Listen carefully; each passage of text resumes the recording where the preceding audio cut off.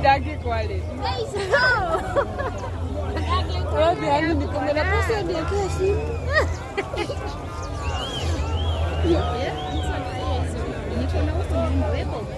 Quella doccia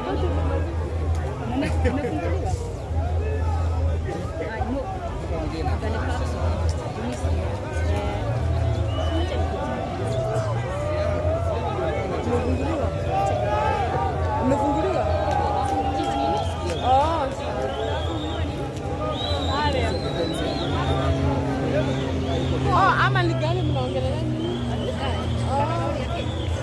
Oh.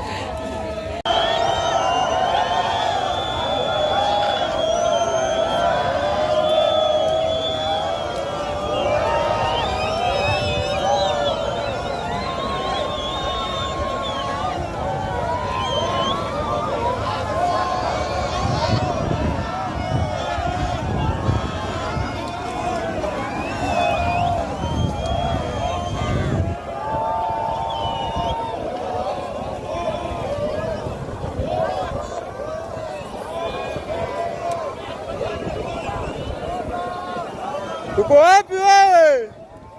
Hawakuona.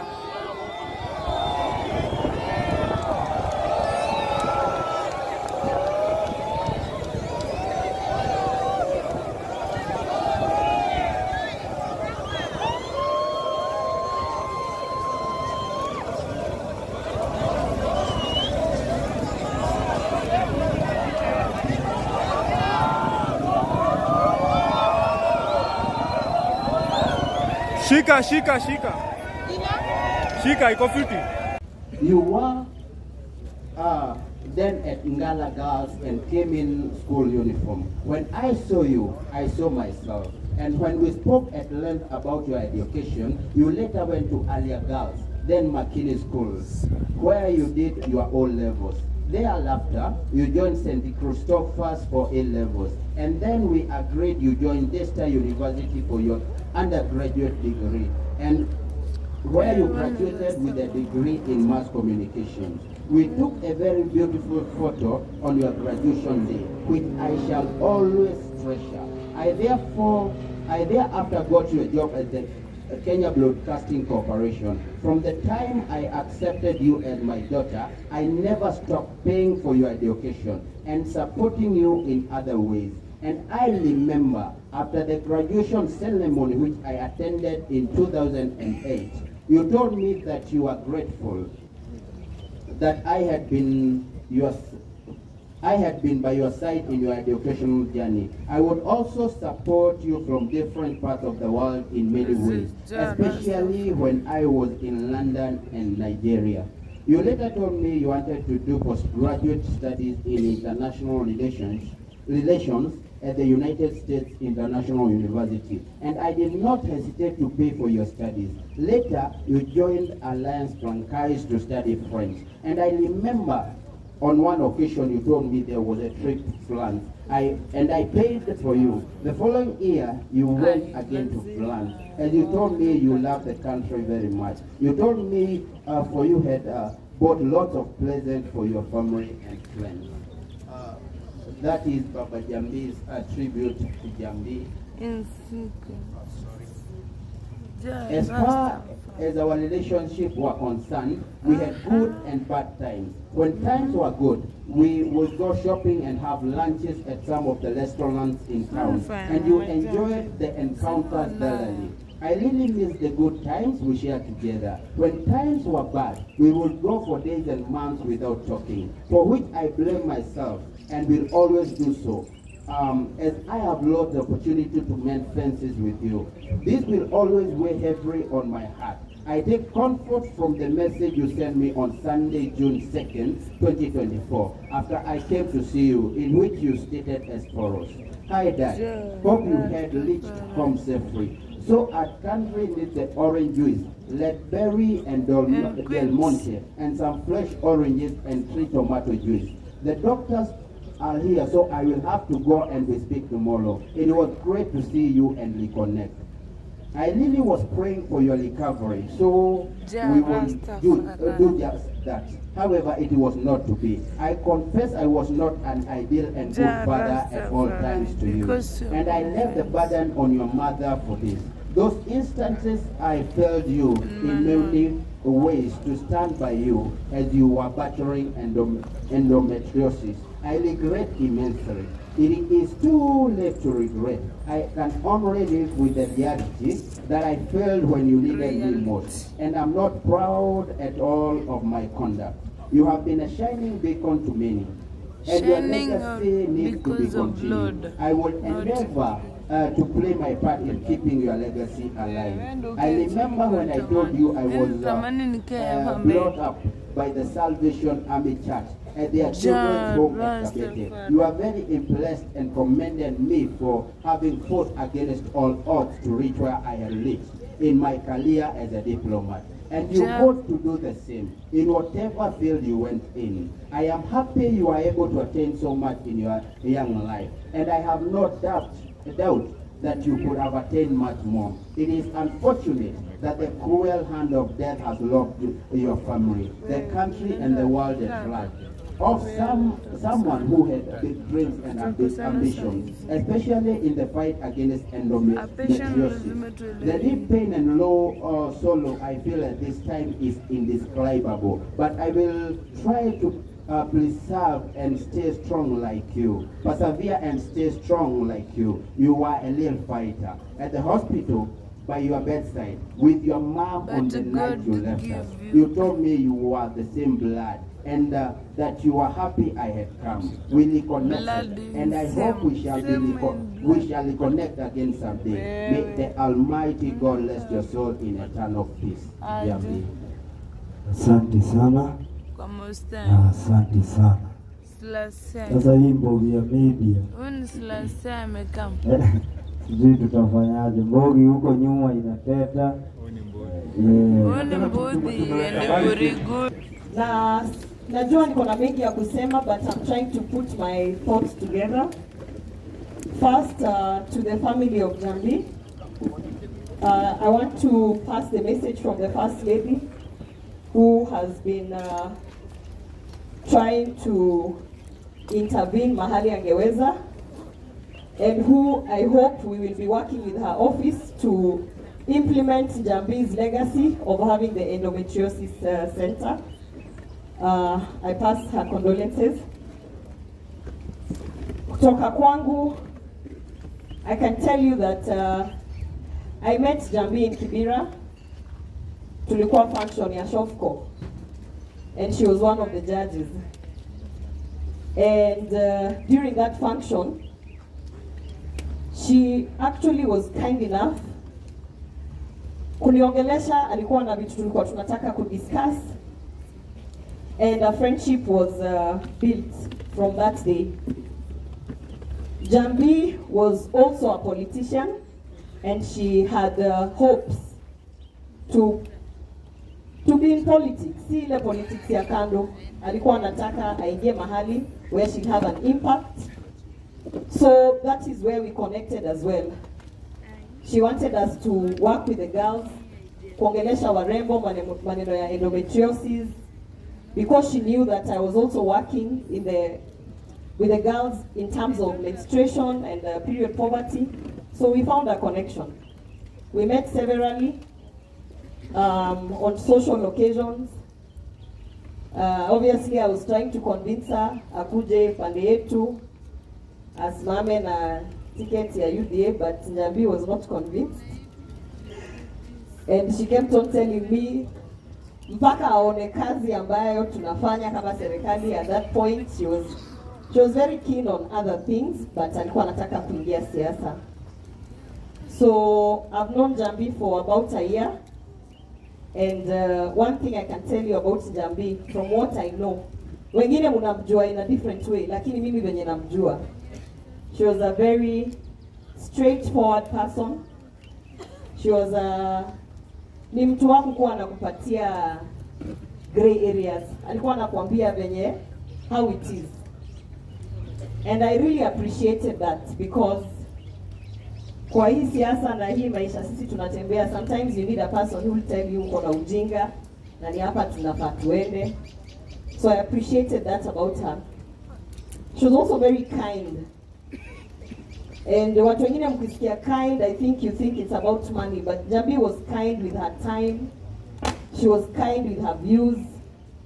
Ni mtu ulikuwa unampigia namwambia niaje nataka kutembea Dagoretti hivi kidogo, tutapangaje, anakuja, mnakaa chini, mnapanga kitu yenye inafaa kupangika.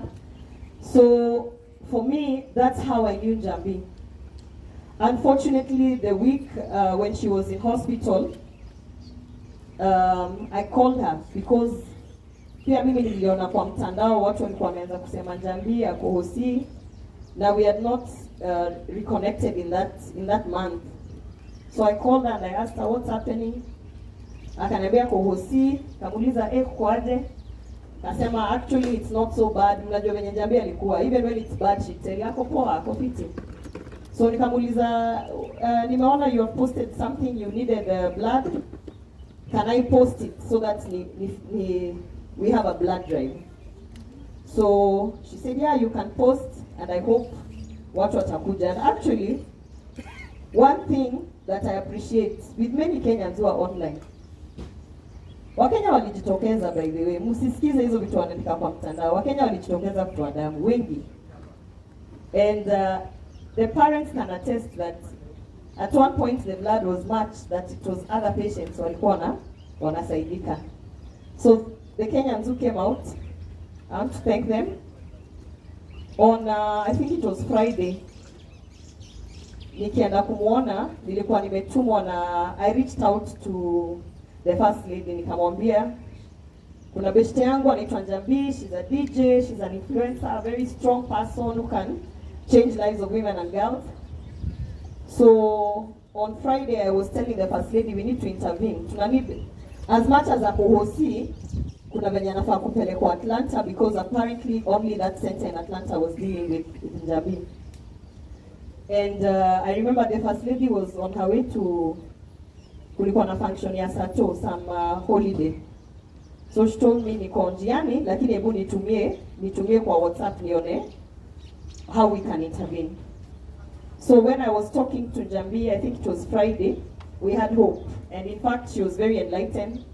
Ilikuwa sasa tuanze kupanga how we are going to move to Atlanta for now further treatment or because our specialist was there. Unfortunately, we didn't make it that far because on Monday morning, the Jambi's father called me, and it was actually after I'd had a meeting about Jambi very early in the morning, and akaniambia, unfortunately, we've lost Jambi, and I think until now, ni kama sija accept. So, ya Mungu ni hayo, there's nothing much we can do. However, I've been talking with the family, the sisters, the mother, the brother, the father. Now, I think we've agreed that the one thing that we can do, because Jambi lived for a reason. She was passionate about changing lives. Na kuna wasichana wengi ambao who will still benefit from Jambi's movement. One nilikuwa naambia watu, Jambi was not just an influencer, she was a movement. And that's why even as a politician, I was looking at her, I'm like, when ni kama ukilewi ile strength uko nayo. Mtu anaweza chapa show, watu kama 5,000 wanakuja.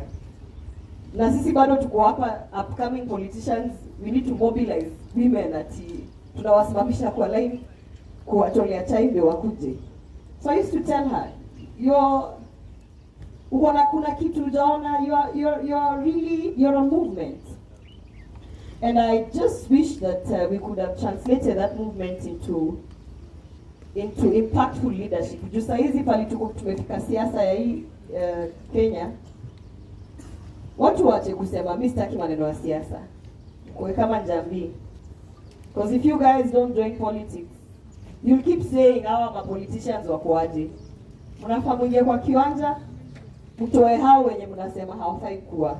And that's what Jambi used to say all the time. She's like, I need to get in there so we can change Dagoretti South.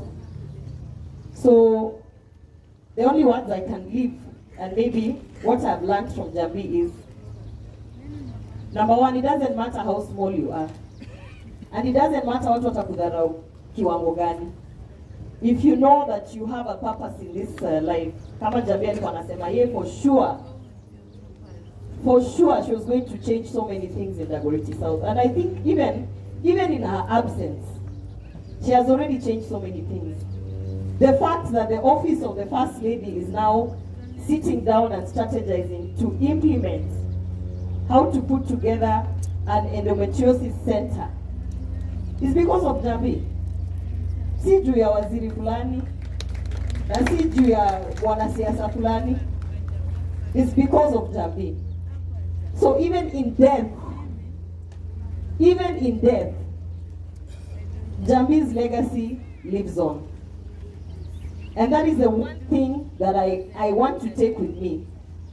That hata mimi nikifika mahali nitakuwa nimefika, Mungu aniite, people can come and say, this is what this person did. Everybody knows what Jambi did for the reggae community, the reggae fraternity. Munajua ile kazi Jambi amefanya. For the women and the girls, me, I can personally tell you, I know what she has done. And so I want to celebrate her, and I choose to celebrate her, and I will take it upon myself. If it's the one thing I can do, ile kitu yenye naweza fanya hata kama watu wanasema na chase clout nini, at least hii story ya endometriosis center, we have to see it come alive. We have to have the Jambi endometriosis center, so that all of this was not for nothing. Kifo yake isikuwe ni kifo tu, ilikuwa unakumbuka ule DJ alikuwa nini. At least we can carry the legacy and make sure that the women and girls who are out here suffering from endometriosis can actually have diagnosis in time and treatment when it's supposed to be given. Asante sana. And I'll be reaching out to the Endo warriors. Sijui nitawatoa wapi, lakini tutaona kama tutapatana Nimate, so that you can join the journey to make sure that Jambi's legacy is actually implemented. Thank you. Asante sana Senate.